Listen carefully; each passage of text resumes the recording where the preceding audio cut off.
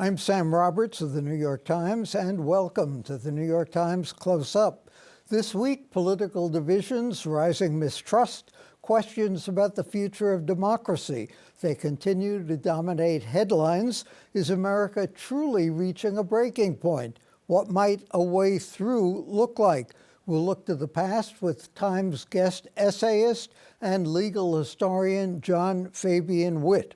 But first, New York City's mayoral race, it's turned on a dime. Mayor Eric Adams now out of the race, elevating Andrew Cuomo's independent bid and Zohran Mamdani's progressive surge. New York Times political reporter Ben Oreskes joins us in the studio. Joining us remotely from Washington, Ruth Igielnik. She leads development and analysis for the NYT-Siena poll.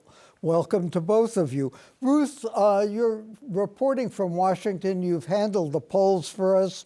Tell us first about Donald Trump, the tentative truce between Israel and Hamas. You've reported that American support for Israel has gone down somewhat over the years. What is the truce going to do in terms of support for Donald Trump? Thanks for the question, and thanks for having me. I'll start by saying our polls were conducted entirely before news of the truce came, so we can't say for sure the impact on these things. But Americans stated plainly that they wanted this war to be over. There was about a 20-point shift over the last couple of years, and more Americans now say that they want Israel to end the war regardless of whether they meet their aims. So I'm not sure it will necessarily do anything for Donald Trump, but it's going to be something that Americans want. And the reason I say I'm not sure it will do anything for Donald Trump is we've been tracking Donald Trump's approval rating over and over. And again, we see that his numbers are stable, despite lots of things happening that might impact another president's approval rating. For Donald Trump, things are unchanged. Will it change the ratings, the view of Americans toward Israel? Again, it's hard to say. The views of Israel have shifted pretty dramatically over this time. We did a poll immediately after the October 7th attacks, and then a poll again a couple of weeks ago. And those shifts are among the most dramatic we've seen in public opinion. It's hard to say whether it will swing back, but certainly this has been a big shift. And the sort of bipartisan support for Israel that used to exist is not there at the moment. And let me ask you, we haven't polled since then, but is it likely that Eric Adams' exit from the mayoral race will have any big effect on the remaining candidates? It is unlikely that it will have an effect on the remaining candidates. And I say that because, one, we did test in the poll. We asked people who supported Adams who they would support if Adams was out of the race, and we saw that it didn't have a huge effect. But importantly, Adams was getting less than 10% in the race. So that's not a really big chunk of people. Even if they all moved to Cuomo, it still wouldn't be enough to overcome the deficit. Most of those people did say that they were planning to support Cuomo, so it will give him a small boost in the polls. But again, not enough to overcome the sort of wide gulf between him and Mamdani. Now, if Sliwa were to drop out, which there's no evidence to suggest that that would happen, that would make for a tight race. But again, there's no evidence to suggest that that would happen. So the race is going to remain pretty static. Ben Oreskes, is there anything that Andrew Cuomo can do over the next couple of weeks, and that's all that's left, that will change the dynamic of the mayoral race? He's campaigning. He believes he can win. He is continuing to fundraise, and his advisors have told us and told their supporters that there is this narrow path, as Ruth said, and it has a lot to do with Curtis Sliwa. Whether or not he drops out, he's insistent, resolute in the most entertaining way possible about not dropping out, that they believe that his support is soft, essentially, that there's, maybe 10% of his support is ride or die. They're only there for Curtis Sliwa, but that a lot of those voters are independents, people who, learning more about the dynamics of the race, seeing the advertising that is starting to go up, will shift to Andrew Cuomo. But it's a tall order, and it sort of speaks to another thing that has been fixed about this race, which is a very divisive view of Andrew Cuomo. He's unpopular with a lot of people in the city for a variety of different reasons. With Republicans, it has to do with his pandemic-era COVID restrictions. With Democrats, it has to do with a whole number of things, including the sexual harassment allegations he denies. So he's divisive for people in different ways, and it makes it hard for him to kind of pull all these different and create this coalition. So is the race now Mamdani's to lose? I believe so, and I think the polling showed that. And I would add that he's continuing to campaign. He's hit the campaign fundraising milestone where he doesn't have to raise more money. So he is in a moment right now where he's just focused on turning out his base, turning out his support, and he's looking like he might win. As Ruth said, his base is pretty big in terms of his lead over the other candidates. What can he or will he do over the next couple of weeks to broaden that base? I think a lot of broadening that base has to do with speaking to the huge number of Democrats in this city. It's a 6-to-1 registration advantage, I believe, but they are not all the same. And we are seeing, as we saw on October 7th, real divisions within the party on issues like Israel, on issues like increasing taxes, that he is trying to knit together and keep together this coalition that he built during the primary and expand it. It has less to do with speaking to the small number of Republicans in the city. He will say he's trying, but it's mostly about that coalition of Democrats. What about giving some indication as to either how he will govern or who he will bring into his administration? Yeah, he has kept very close counsel on that. One of his closest advisors, someone he brought from the state assembly, has been sort of coordinating that effort. We have definitely seen intimations to the business community and others that he would consider keeping the current police commissioner, Jessica Tisch. There's been talk about other positions that he's considering filling. He hasn't given a ton of indications, but he also has been in what he would describe as listening mode. He's met with a ton of people, whether it's from the business community, think tanks, former elected officials. Our colleague Margay had a nice column recently about all of these former city apparatchiks that he had met with and how much he was trying to lean on them for help and guidance right now. Ruth, Mayor Adams arguably has done some good things in his term. The city of Yes, getting rid of a lot of red tape, rezoning that allows for more affordable housing, some innovations in trash pickup. How did he squander his base, the base that got him elected? Yeah, I think really central to that question are the fraud and bribery charges. When Adams came to office, he had a strong approval rating. Even Republicans were optimistic about his chances as mayor. They were happy with what he was doing.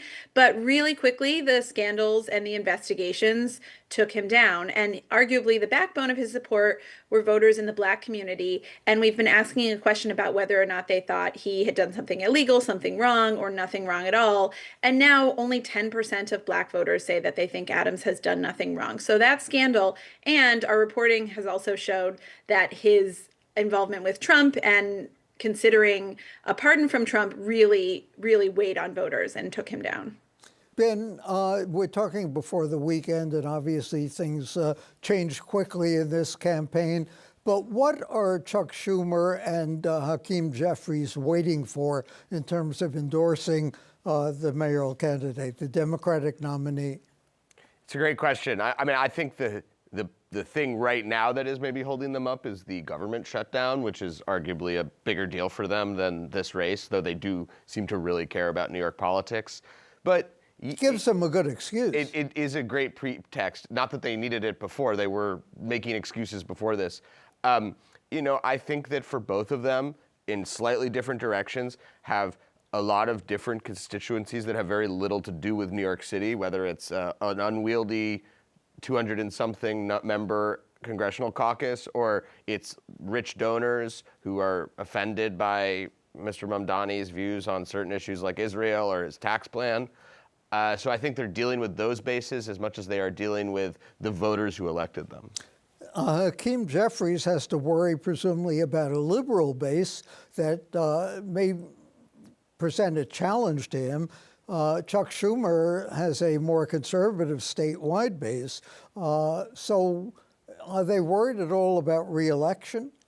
I think so, not maybe immediately, but there's been certainly talk of a primary challenge against Jeffries. We've heard a lot about Alexandria Ocasio-Cortez maybe primarying Chuck Schumer when he's up for re-election in a couple of years. So they're both watching the state and its ideology shift in very dramatic ways. Mamdani did very well in Jeffries' district in central Brooklyn. So I think they're both aware of that, but it's probably not the most immediate issue for them. Ruth, you've pointed out a contradiction in the support for Donald Trump. A lot of people believe in his policies, such as deporting illegal aliens, but disagree with the way he's handling it. How do we reconcile those things? It's hard to reconcile, and it's not just on immigration. This is across many Trump policies, tariffs, crime. Voters like these ideas in theory. It's part of what drove Trump to be reelected, but in practice, they feel like things have gone too far. I will say we've been checking on support for deporting people here illegally on multiple occasions, and that support really hasn't wavered. So while people think things have gone too far, a majority of Americans still support deporting people who are here illegally, and the actions that Trump has taken hasn't diminished that support in any way. Ben, is there anything that Mamdani could do to make him lose? And conversely, is there anything that Andrew Cuomo can do to help him win?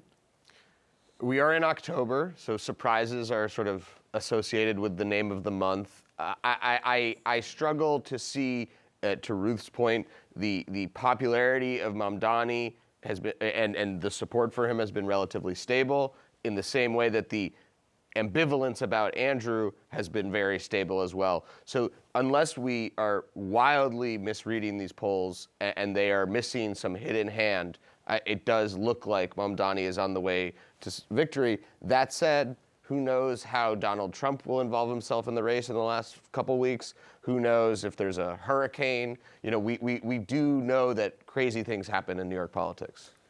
Ruth, in our polling, Democrats were asked whether they think of Republicans as the enemy or as fellow Americans whom they just disagree with politically. Only 10% chose the enemy. Do we believe that, given the polarization in America today?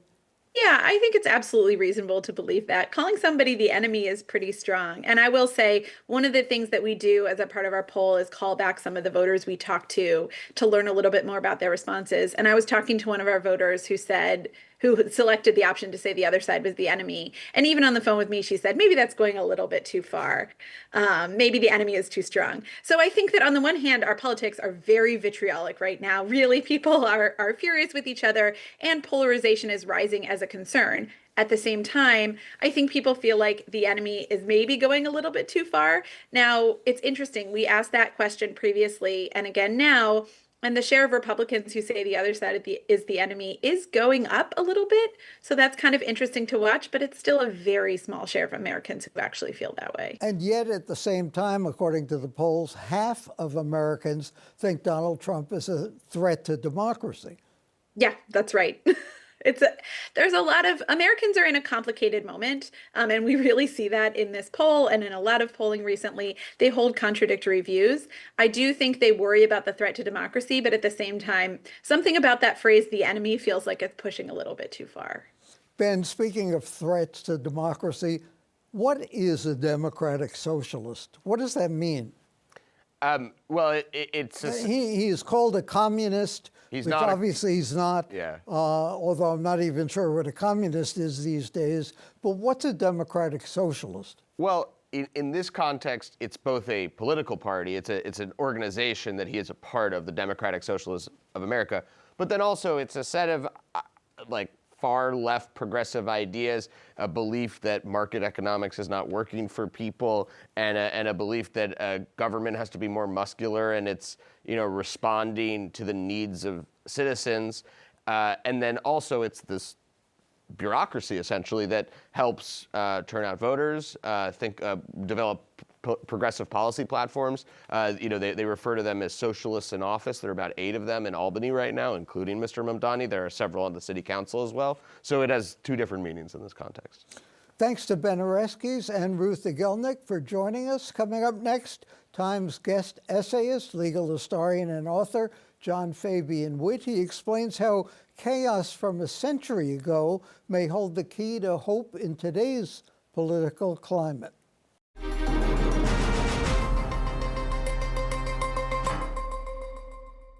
How do we fathom today's political division, and fears of democratic backsliding. The question, rooted in American history, collective memory, the search for solutions, was explored in a New York Times opinion piece this week by Yale law professor and legal historian John Fabian Witt. Professor Witt also out with a new book next week, The Radical Fund, How a Band of Visionaries and $1 million Upended America. He's also the author of Bancroft Prize-winning book, Lincoln's Code, The Laws of War in American History. Professor Witt, thank you for joining us. One of the things that is so striking about the polarization in America today is everyone seems to think things have never been worse than they are today. But you point out in that op-ed piece in the Times that in the 1920s, America was much further down the road of political distrust, internal hatred, than where we find ourselves today. Why were we much worse then than we are now? Well, for sure, on some dimensions, we were worse off. I mean, let's think about the astonishing outbursts of racial violence, racist violence in the United States in the early 1920s. The 1919 is known as Red Summer for the race riots that happened all across cities in the United States. Then in 1921, Sam, the Black community of Tulsa, Oklahoma is destroyed and hundreds are killed. Elaine, Arkansas, same kind of story. And those sorts of things are going on in 1920s United States. The rise of the Ku Klux Klan and economic inequality as big as it is now, if not bigger. So we've been in some similar places on some dimensions, at least, before. People also compare where we are now to Weimar Germany, and you say that was much worse than where we are now. Well, I mean, interwar Germany is one of the great test cases. It is the great test case of modern democratic backsliding, for obvious reasons. Through economic distress and inflation, the Nazi Party rises into power. And I wanted to suggest to readers of my article and of my book that the United States has been in similar places too. But you know what? The United States found different paths out. And so I wanted to figure out why that happened. I want to get at the roots of a different kind of outcome from similar sorts of situations. Are you worried about the fate of democracy in America now? Well, I think you'd have to be not paying attention to not be worried about the fate of democracy in the United States. We are in such a situation of ferocious distrust across many different political divides that, well, it's really a distressing moment. The most distressing moment in my adult lifetime, for sure. You wrote in the book that the crisis of democracy, according to Walter Lippmann at the time, was in essence a crisis of journalism. What did he mean by that? Lippmann had been a journalist before World War I, and then during World War I, he's a propagandist. And inside the Western Front, in the trenches of the American army, he's sending pamphlets and leaflets over to the German side to try to persuade German soldiers to surrender. And he sees the power of ideas in those trenches and brings that power back to the United States. And he realizes that the press has much the same role as the propagandist in the World War I trench. And he uses that to trenchantly describe the crisis of democracy in the modern world. Does the press have the same power today, or has it been atomized? Well, in some ways, the atomized press has even more power.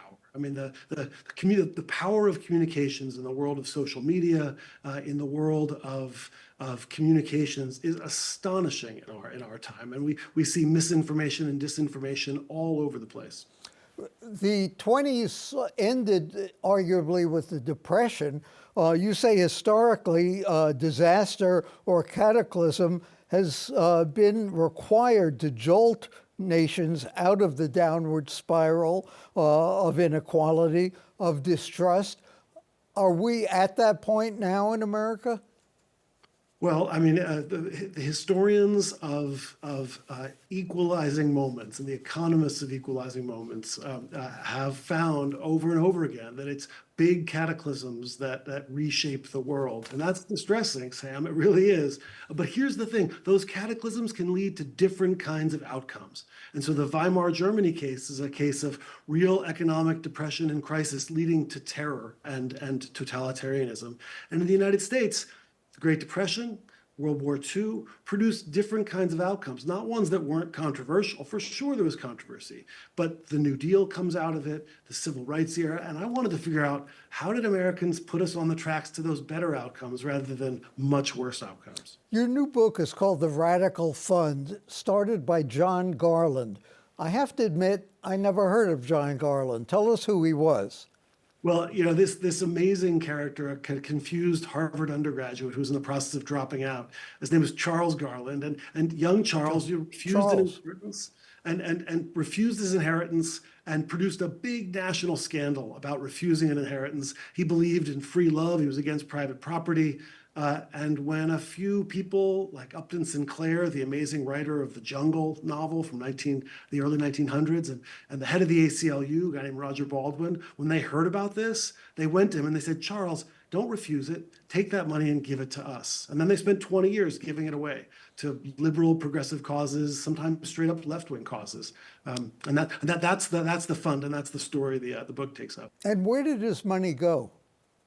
Well, a lot of it went to the NAACP, the ACLU, but the core thing they wanted to do was change the way people thought about the economy and change the power of industrial labor unions in the economy. A man named Sidney Hillman was on the founding board of directors, and Hillman eventually would become the right-hand man to Franklin Roosevelt during the New Deal. But he's a Jewish Lithuanian refugee from the Tsar who came to the United States speaking barely any English, and he built himself through the 1920s into the leader of the modern American labor union. Charles Garland was a banker, though, wasn't he? Isn't that a little out of character?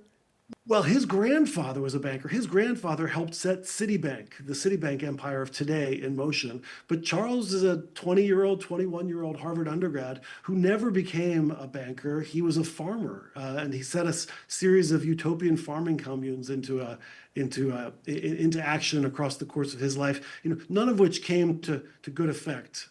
In the way of utopian farming communes, they kind of declined. But his story was an interesting one to follow. Is there anybody comparable today in terms of giving money away? We've got Bill Gates, we've got other people like that. And does money have the same impact today? Well, today there's a lot more money. It's a much richer environment. And in some ways, Sam, that's created a problem. The Garland Fund was the only game in town for the NAACP, the ACLU, the labor unions that would later make up the CIO. And as the only game in town, it produced conversations among those different groups that produced new syntheses, new ideas for making change. And now we've got a world of many, many foundations on the right, on the left, and they haven't produced the same kinds of conversations, at least on the left. In some ways, the right has been much more successful with its foundation efforts over the course of the last generation. Why is that? Why is there a Project 2025 and no left-wing Project 2029, for instance? Well, I'm a historian, so now we're engaged in speculation, but I'll do it. Here's a try.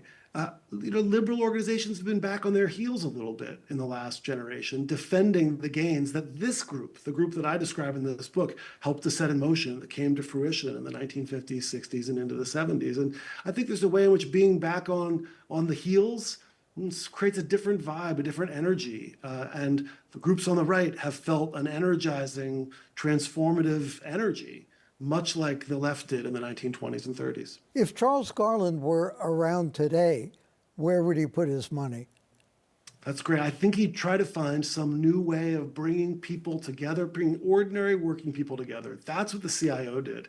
The CIO's industrial unions connected ordinary working people to the basic institutions of the economy and gave them an investment in those institutions, connected them, produced worlds of meaning in which people felt a part of the institutions in which they worked. And, in our 21st century economy, Sam, it's been really hard to find ways to do that. Is today's Supreme Court enough of a guardian of democracy as the founding fathers intended it to be? Well, from the perspective of the groups that organized around the Garland Fund in the 1920s, the Supreme Court was a disaster. The Supreme Court was a conservative organization, and these were progressives, and they thought of the Supreme Court as really a backward organization, reactionaries. But that didn't stop them. It didn't stop them from figuring out strategies that would work in the landscape of that court. And they won a case in 1923 called Moore against Dempsey that reversed the convictions of black sharecroppers in Arkansas, and then moved from there to develop a whole series of strategies that could peel off certain wins. And it was really an amazing litigation campaign that they launched in the 20s and 30s. So you're a legal historian. What should those strategies be today? Yeah, so the project would be to figure out ways to use the doctrines that exist today. I mean, here's one of the things, Sam, is that the movements that I describe in this book helped put in place Brown against Board of Education. They helped create worlds of affirmative action in our time. Well, affirmative action is over now, thanks to the US Supreme Court. And so one really interesting, important question for our generation is how to build class-based policies and class-based projects that can advance some of the goals of affirmative action, but do so maybe in a way that's less divisive, maybe in a way that can produce better political coalitions moving forward. Donald Trump is arguably a lame duck president. He certainly doesn't act like one. What are the implications of that? Well, I mean, maybe he is acting like a lame duck president. A lame duck president doesn't have to get reelected. The public polling on some of his most recent actions, National Guards into cities, the risks to healthcare during the shutdown. These are not popular things. They're the kinds of things that someone who is not going to run for reelection might do. So that's a different way to think about the second Trump presidency. You talked in the book about industrial democracy. Are labor unions today so successful that they're almost a victim of their own success? Well, that's interesting. By 1954, the year that Brown against Board of Education is decided, labor unions have 1/3 of the workers, more than 1/3 of the workers in the private sector.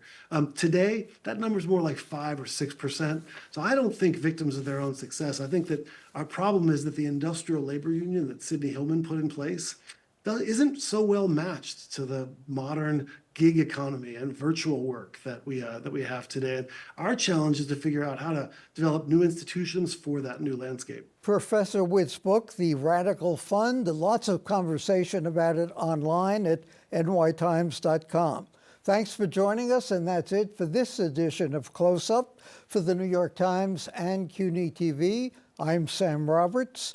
Don't forget to download the CUNY TV app. You can catch our weekly program on the go, anytime, anywhere.